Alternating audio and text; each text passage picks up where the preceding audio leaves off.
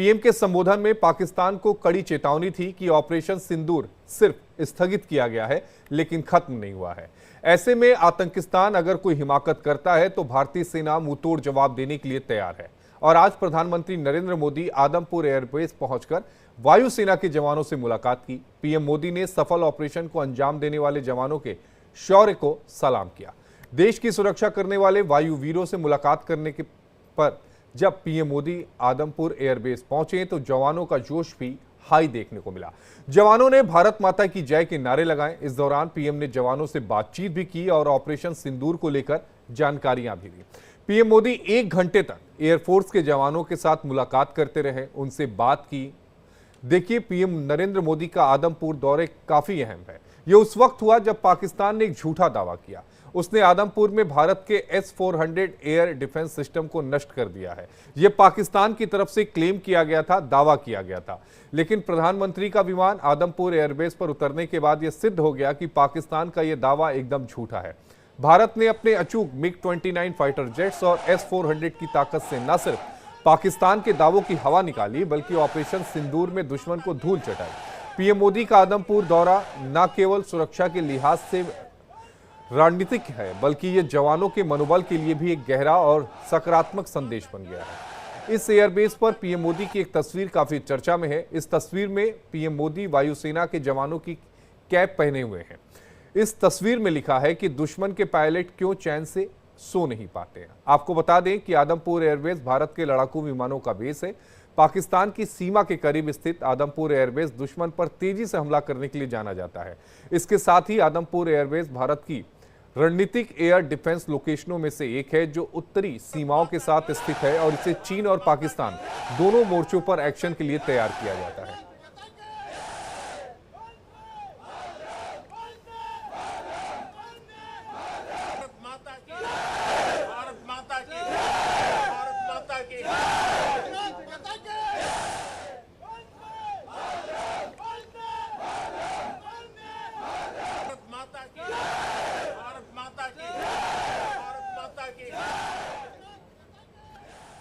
और इसी पर बात करने के लिए हमारे साथ 2 खास मेहमान हैं। हमारे साथ major general retire Shashi Asthana ji हैं, रक्षा विशेषज्ञ हैं। हमारे साथ ग्रुप कैप्टन रिटायर्ड जूके देवनाथ जी हैं, रक्षा विशेषज्ञ हैं।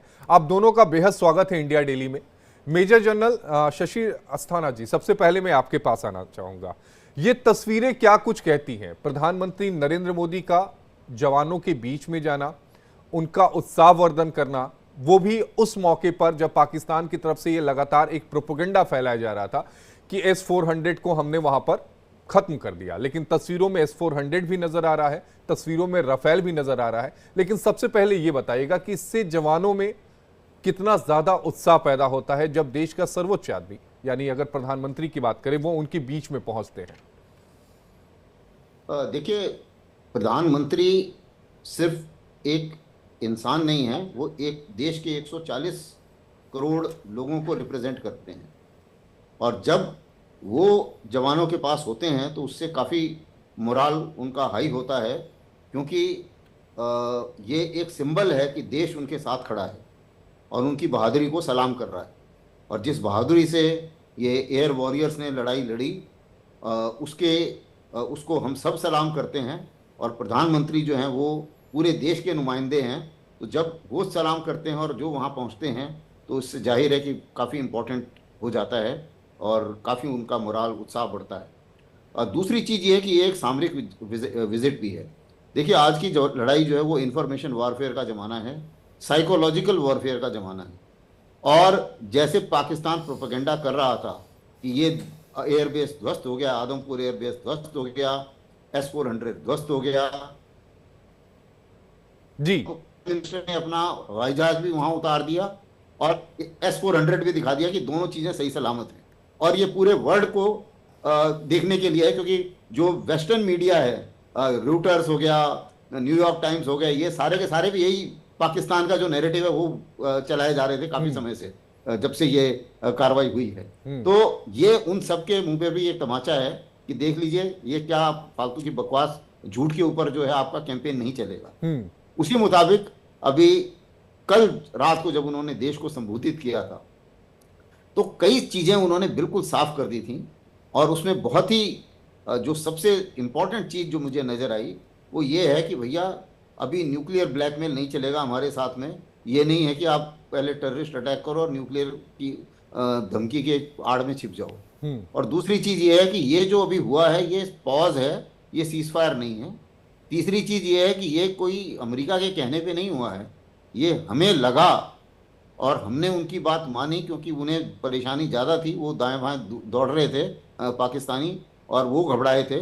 और वो घबराने के बाद में उन्होंने किया तो वो हमने अपने हिसाब से अपनी शर्तों पर कराया है, और इसमें किसी को कोई डाउट नहीं होना चाहिए। और यही चीज़ उन्होंने पूरी स्पीच में उन्होंने अमेरिका का एक बार भी जिक्र नहीं किया, इसीलिए ये बताने के लिए कि भाई अच्छा। उसी मुताबिक जो बीच में प्रेसिडेंट ट्रंप का एक ट्वीट आ गया था जी, मेडिएशन कश्मीर के ऊपर, तो इसके ऊपर भी उन्होंने ठीक से नकार दिया कि कश्मीर का कोई इशू नहीं है, कश्मीर के बारे में हम सिर्फ पीओके हमारे पास आना है, बस एक वही मुद्दा है और कोई मुद्दा नहीं है कश्मीर का, और कोई बातचीत नहीं होगी।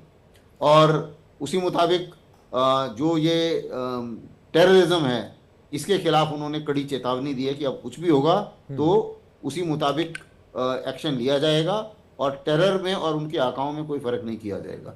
तो ये मोटे मोटे संकेत जा रहे हैं उनकी विजिट, उनकी स्पीच से और उनकी विजिट से। ये दो चीजें, दोनों ही चीजें बहुत महत्वपूर्ण हैं। एक बार उन्होंने स्पीच दी और उसके बाद में वो ग्राउंड पर भी उसको करके दिखा रहे हैं और जगह जगह जाकर वो संदेश दे रहे हैं। जाहिर है कि स्पीच भी लोगों ने सुनी होगी और ये विजिट की फोटो भी पाकिस्तानी भी देख रहे होंगे और बाकी लोग भी देख रहे मैं तो सोच रहा हूं कि जब मुनीर ये तस्वीरें देख रहा होगा तो वो क्या सोच रहा होगा और उसके चेहरे का एक्सप्रेशन, या फिर शहबाज शरीफ के चेहरे का एक्सप्रेशन क्या होगा। क्योंकि जब से युद्ध विराम हुआ है, सीज फायर जब से हुआ है, हमारे प्रधानमंत्री जनता के बीच में जा रहे हैं, हमारे प्रधानमंत्री ऑफिसर्स के बीच में जा रहे हैं, लेकिन ना ही शहबाज शरीफ ना ही मुनीर कहीं भी पब्लिक प्लेस पर जा रहे हैं। मैं ग्रुप कैप्टन यूके देवनाथ जी आपके पास आना चाहूंगा। कल प्रधानमंत्री ने जो राष्ट्र के नाम संबोधन किया था उसमें एक बात इन्होंने बेहद अहम कही कि परमाणु शक्ति का जिक्र किया कि हम परमाणु से ये अब कुछ वास्ता नहीं है, इसकी धमकी देना बंद करो। दूसरी बात उन्होंने एक बात और बड़ी स्पष्ट कर दी कि टेरर और टॉक जो है वो एक साथ चल ही नहीं सकता। बहुत अहम बात उन्होंने कही। और एक और चीज इसमें अहम मैं जोड़ूंगा कि कल प्रधानमंत्री ने कई अहम बातें जब राष्ट्र के नाम संबोधन में उन्होंने कही, लेकिन अभी 3:30 बजे जब सेना को संबोधित करेंगे और आदमपुर एयरबेस से जब बोलेंगे तो आपको क्या लगता है, क्या कुछ प्रधानमंत्री नरेंद्र मोदी कह सकते हैं? जी हाँ, बहुत ही साफ तरीके से हमने पिछले 4 दिनों में 5 रातों या 4 रातों में पाकिस्तान को समझा दिया है कि वो भारत को एटमी हथियारों का भय दिखाना बंद करे, क्योंकि भारत जानता है कि किस तरह से कन्वेंशनल वेपन्स का इस्तेमाल करते हुए, कन्वेंशनल युद्ध करते हुए हम पाकिस्तान को एक सजा दे सकते हैं, एक पाठ पढ़ा सकते हैं। इस युद्ध में बहुत क्लियर हो गया कि पाकिस्तान की जो न्यूक्लियर ब्लफ थी, यानी न्यूक्लियर डर जो हमें दिखा रहा था कि उनके पास पाव पाव के बम हैं तो भारत डर के रहे, उस भ्रम को हमने तोड़ दिया। पाकिस्तान की स्ट्रेटेजिक थिंकिंग हमेशा हमेशा के लिए चकनाचूर हो गई है। अब वो जानता है कि क्योंकि उनके पास पाव पाव के बम हैं, बस इसी वजह से भारत उन पर हमला करने से डरेगा नहीं। एक और चीज जो है, देखिए टेरर के मामले में बहुत हमने इस बार साइकोलॉजिकल प्रेशर डाल दिया। पहले दिन, पहली रात की कार्रवाई से ही हमने उनके आतंकवादी ठिकानों को चुन चुन कर निशाना बनाया, और दूसरे, तीसरे, चौथे, 5वें दिन तक ये बहुत क्लियर हो गया कि अगर हमारी इंटेलिजेंस एजेंसीज को कहीं से भी भनक भी पड़ती है कि उनके कोई आतंकवादी कैंप हैं तो हम तुरंत उसको नष्ट कर देंगे। और इस बार तो एक बहुत क्लियर इंस्ट्रक्शन फौज को दे दिया गया है कि अगर वहां से कोई टेररिस्ट हमला होता है, हम इसे युद्ध का संकेत समझते हुए उनके ऊपर हमला करने के लिए प्रस्तुत रहें। हाँ, आज जहां तक 3:30 बजे की बात है, मोदी जी आदमपुर से, एयरफोर्स स्टेशन आदमपुर से हमारी आर्मी, नेवी, एयरफोर्स पूरे भारत को ही संबोधित करेंगे। उनका पूरा एम्फेसिस, यानी उनका पूरा जोर इस पर रहेगा कि ऑपरेशन सिंदूर अभी तक लागू है, और अगर जरूरत पड़े, अगर पाकिस्तान ने फिर से सीज फायर तोड़ने की गुस्ताखी की तो हो सकता है कि भारत इस बार ऑपरेशन सिंदूर 2.0 फिर से चालू कर दे। जी, यहां तक मैं कई रिपोर्ट्स पढ़ रहा था, आपने भी ध्यान दिया होगा कि आतंकी जो रऊफ अजहर को जो मारा गया, उसके बाद इंटरनेशनल मीडिया में भारत की खासी प्रशंसा हुई और खासकर यहूदी समाज के द्वारा, क्योंकि डेनियल पल को आपको ध्यान में होगा कि जब वो कराची में रिपोर्टिंग करने गए थे उस समय उनका अपहरण किया गया और इसी ने उनको बिहेट किया था। बाद में उसने उस बात को माना था और इसमें साजिश करता था। जिसे इजराइल नहीं मार पाया 24 सालों में, उसे इंडिया ने मार गिराया। ये भारत की ताकत को बताता है, ये हमारे दृढ़ संकल्प को बताता है कि हम आतंकवाद को लेकर हमारी जो जीरो टॉलरेंस पॉलिसी है उसको बताता है। बिल्कुल, आपने बिल्कुल सही कहा कि ये जो हमला हुआ है ये सिर्फ भारत के ही हक में नहीं है, पूरे विश्व के हक में है। क्योंकि ये टेररिस्ट जो हैं ये सिर्फ भारत के लिए खतरा नहीं थे, बाकी लोगों के लिए भी खतरा थे। और दूसरी चीज़ मैं और बताऊं कि ये जो भी हम लोगों ने ऑपरेशन किया है अभी तक, उसमें सबसे बड़ी चीज़ जो देखने वाली है कि इस सेंचुरी में कभी भी किसी भी न्यूक्लियर देश के एयर बेसिस को उड़ाया नहीं गया है। ये पहला मौका है जब किसी न्यूक्लियर ताकत वाले देश के एयर बेसिस को उड़ाया गया है। तो ये अपने आप में एक फर्स्ट है जो भारत ने करके दिखाया, क्योंकि इसके लिए इसके लिए काफ़ी जान चाहिए, बहुत बड़ी पॉलिटिकल विल चाहिए। काफ़ी लोग घबरा जाते हैं। आप देखेंगे कि नॉर्थ कोरिया के ऊपर हमला करने से अमेरिका बार बार टालता रहा है। वो हर 2-3 महीने में एक परीक्षण कर देता है और ये भी बताया था कि जी मैं आपके गुआम तक पहुंच जाऊंगा, लेकिन उसके उनको शांत करने का उनके पास कोई तरीका नहीं है, बल्कि प्रेसिडेंट ट्रंप तो उससे हाथ मिलाने चले गए थे एक बार। तो अगर आप देखें, और ईरान के पास न्यूक्लियर बम नहीं है और ईरान के पीछे ये लोग पड़े रहते हैं। तो ये कहानी है कि अक्सर लोग न्यूक्लियर बम के नाम से थोड़ा सा हिल जाते हैं, लेकिन इस बात को भारत ने क्लियर कर दिया है। और ना सिर्फ एक बार, पहले हमने सर्जिकल स्ट्राइक करी, फिर बालाकोट स्ट्राइक करी और अब इस बार तो एयरफील्ड्स के ऊपर हमला किया है।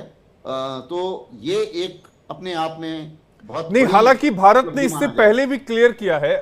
जो कि देवनाथ जी, अगर मैं गलत हूं तो आप बताइएगा, अटल बिहारी वाजपेयी जब देश के प्रधानमंत्री थे और उस समय जब बिल क्लिंटन अमेरिका के राष्ट्रपति थे, उस समय भी उन्हें बताया गया था, अटल बिहारी वाजपेयी साहब को, कि उनके पास इनपुट्स हैं कि ये हमला कर सकते हैं परमाणु बम से पाकिस्तान की तरफ से। तब अटल बिहारी वाजपेयी का सीधा रिस्पांस ये था कि भले आधा भारत खत्म हो जाए, लेकिन पाकिस्तान अगले दिन का जो सूरज है वो नहीं देख पाएगा।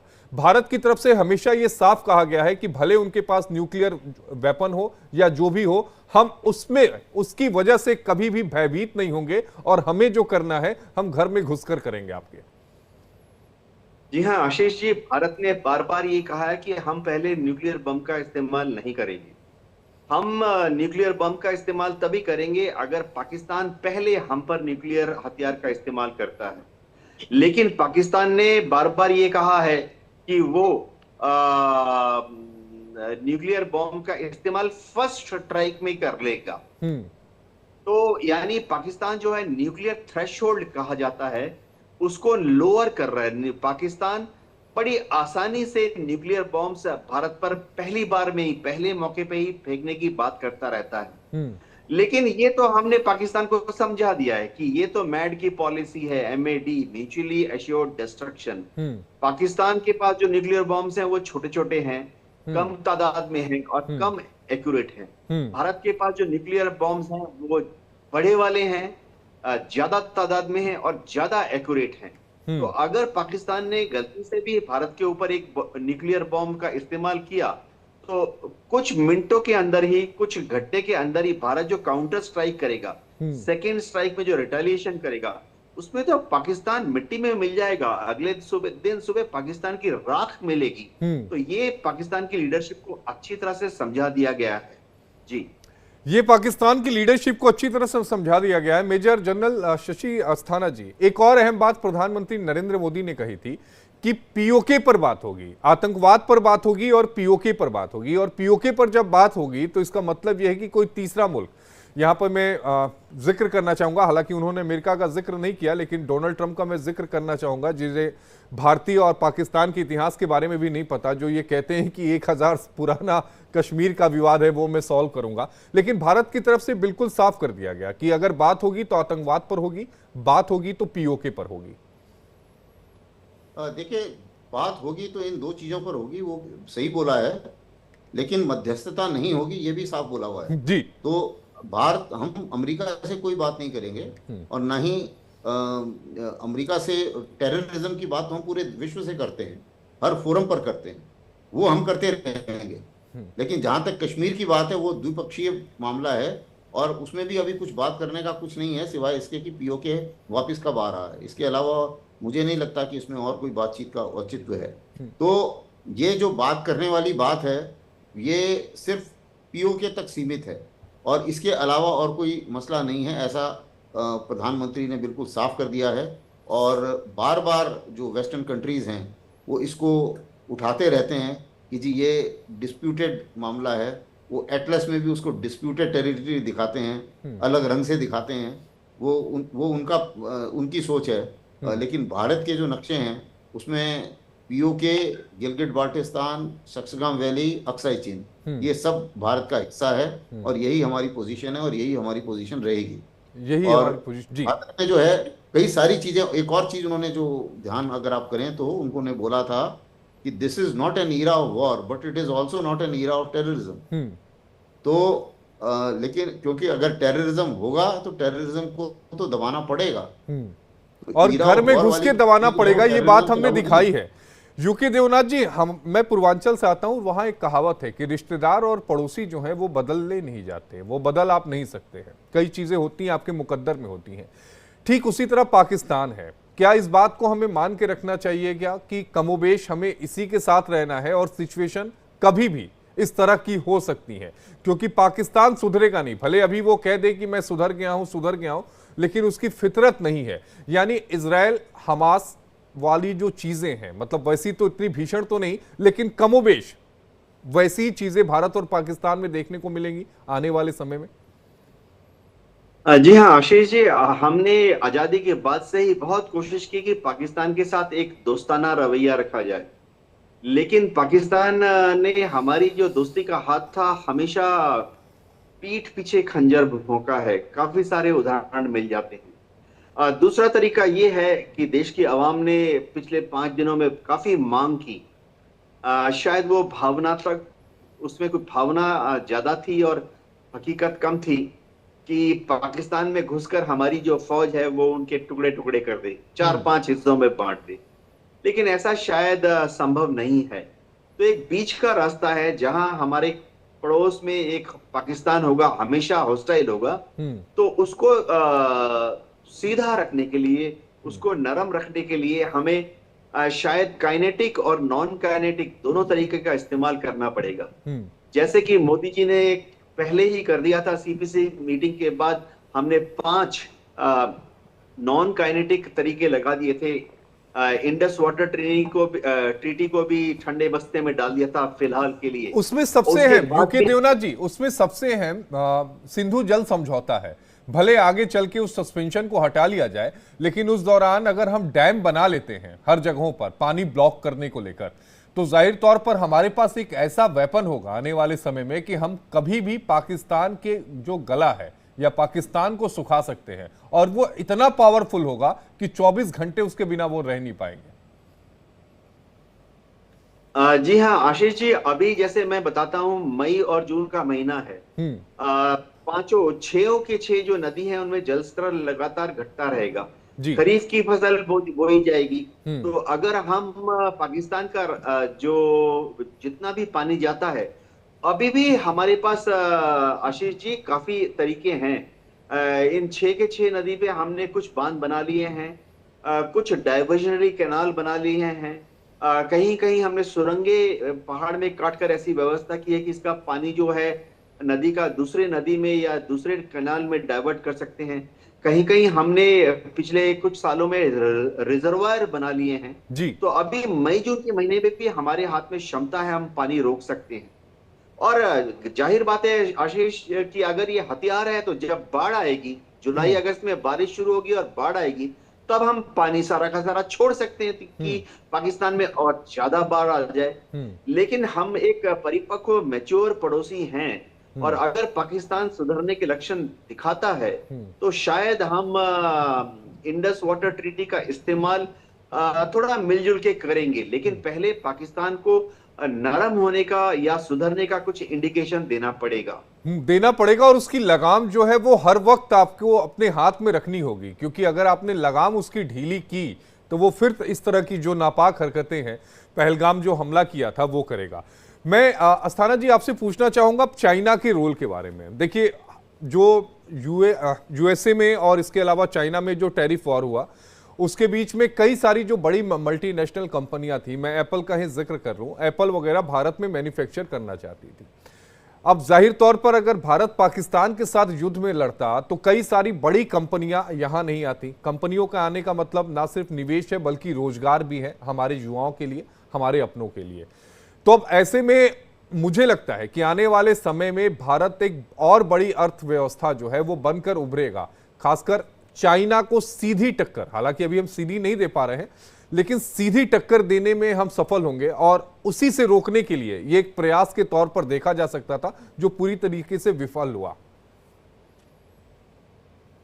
बिल्कुल, इसमें इस चीज से कोई इनकार नहीं किया जा सकता कि पाकिस्तान की जो ये प्रॉक्सी वॉर है, जो ये घुसपैठ भेजने वाली लड़ाई है, ये भारत की जो प्रगति है उसको रोकने के लिए भी महत्वपूर्ण है, चीन के लिए भी और पाकिस्तान के लिए भी। तो इसमें कोई इस चीज़ से कोई इनकार नहीं किया जा सकता। और जाहिर है कि हमने जो भी मैसेज देना था वो बिल्कुल सही दिया, हमारे एम पूरे हुए। और उसके बाद में अभी इस लड़ाई में हमें और फंसने का फ़ायदा नहीं है, क्योंकि अगर आप देखें जितने भी लोग लड़ाई में फंसे, चाहे वो रशिया यूक्रेन है, चाहे वो इजराइल हमस है, उसके बाद में निकलना बड़ा मुश्किल हो जाता है। और उसके बाद क्या होता है, जैसे आप जितना ज़्यादा घुसते हैं लड़ाई में, उसके बाद में फिर नुकसान होगा, उधर भी नुकसान होगा, इधर भी नुकसान होगा, फिर बदले की भावना बढ़ेगी। तो ये एक ऐसी साइकिल में घुस जाते हैं जिसे एस्केलेशन साइकिल कहा जाता है। अब देखिए ना, 3 साल के बाद रशिया को खुद टेबल पे आना पड़ा है, 3 सालों के बाद। तो ये साइकिल से निकलना जो है ना वो मुश्किल हो जाता है। इसलिए पॉलिटिकल मैच्योरिटी इसमें मानी जाती है कि आप सही मौका देख के अगर आप निकल जाएं तो वो ज़्यादा सही रहता है। और जो वर्चस्व है वो हमने बनाया हुआ है। हमने ये तो नहीं बोला कि हमने सीजफायर कर दिया, हमने बोला ये पॉज है, जो ऑपरेशन सिंदूर अभी पॉज है। और इसमें यह है कि अगर आप आगे और कुछ नहीं करते हैं, थोड़ा और टेररिस्ट एक्शन नहीं होता है, तो सब कुछ सही है। और अगर टेररिस्ट एक्शन होता है तो ऑपरेशन सिंदूर जारी है। यूके देवनाथ जी, मैं अब अमेरिका की भूमिका पर आऊंगा। वो अमेरिका की भूमिका बेहद अहम हो जाती है।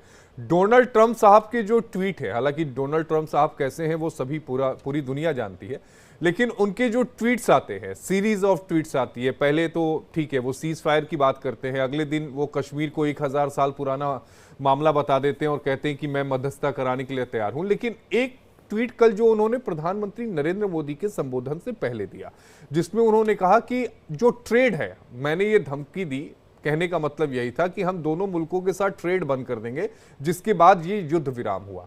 तो अमेरिका की जो पूरी भूमिका है वो आप कहां देखते हैं? क्योंकि एक तरफ आईएमएफ जो है वो लोन देता है और दूसरी तरफ डोनाल्ड ट्रंप के ट्वीट से आप भारत और पाकिस्तान को एक साथ एक जगह पर लाकर खड़ा कर देते हैं, जबकि पाकिस्तान काफी नीचे है। आशीष, डोनाल्ड ट्रंप का ये जो ट्वीट था बहुत ही हास्यास्पद है। शायद वो इसमें दिखा रहे हैं कि वो पॉलिटिशियन कम है, राजनेता कम है, कूटनीतिज्ञ कम है और एक बिजनेसमैन ज्यादा है, जो कि सत्य बात है। रियल एस्टेट डील करते हैं, हर चीज पर उन्हें सिर्फ बिजनेस नजर आता है। वो ट्रेड अगर भारत के साथ नहीं करना चाहते तो मेरे ख्याल से भारत को इसका ज्यादा संज्ञान नहीं लेना चाहता। वास्तविकता ये है कि आज की तारीख में अमेरिका भारत के साथ ट्रेड करने में ज्यादा उत्सुक है। अमेरिका चाहता है कि हम अमेरिका से बिलियंस ऑफ डॉलर्स के हथियार खरीदें। अमेरिका चाहता है कि भारत के जो लोग हैं वो अमेरिका में इन्वेस्टमेंट करें। मैं आपको बताता हूं कि भारत से बहुत बड़ी तादाद में हमारे जो इन्वेस्टर्स हैं, बिजनेस ग्रुप्स हैं, उन्होंने अमेरिका में इन्वेस्ट किया हुआ है।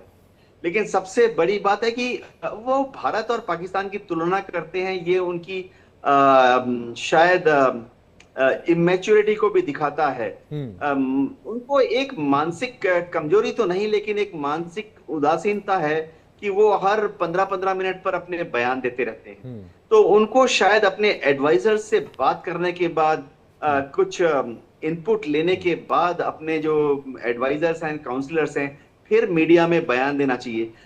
सब बाकी जितने दुनिया के देश हैं वहां पर ट्वीट रिलीज होने के पहले जो उनका सेक्रेटरीट होता है, जहां पे कि बहुत ही सीनियर एक्सपीरियंस्ड फॉरेन सर्विस के ऑफिसर्स होते हैं, वो ट्वीट को वेटिंग करते हैं, उसके बाद रिलीज करते हैं। तो मेरा तो डोनाल्ड ट्रंप जी के लिए यही एक इशारा रहेगा कि आप कुछ बोलने के पहले, ट्वीट करने के लिए पहले अपने जो विदेश सचिव हैं या सचिवालय है, उससे एक बार दिखाने के बाद ट्वीट कीजिए। जाहिर तौर पर क्योंकि आप डोनाल्ड ट्रंप के हैसियत से ट्वीट नहीं कर रहे हैं, आप अमेरिका के राष्ट्रपति की हैसियत से ट्वीट कर रहे हैं, जो दुनिया का सबसे ताकतवर मुल्क है, इसलिए ट्वीट करने से पहले उन्हें सोचना भी चाहिए और समझना भी चाहिए। शशि अस्थाना जी आपका और यूके देवनाथ जी आपका, आप दोनों का जुड़ने के लिए बेहद शुक्रिया, आपने अपना कीमती समय दिया। लेकिन बुलेटिन खत्म करने से पहले एक बड़ी खबर आ रही है, वो आपको बतानी और समझानी जरूरी है, क्योंकि महज 3 मिनट के बाद आदमपुर एयरबेस से प्रधानमंत्री नरेंद्र मोदी संबोधित करेंगे। आज सुबह सेना के जवानों से मुलाकात की है, दोपहर 3:30 बजे का वक्त है और यानी 2 मिनट के बाद प्रधानमंत्री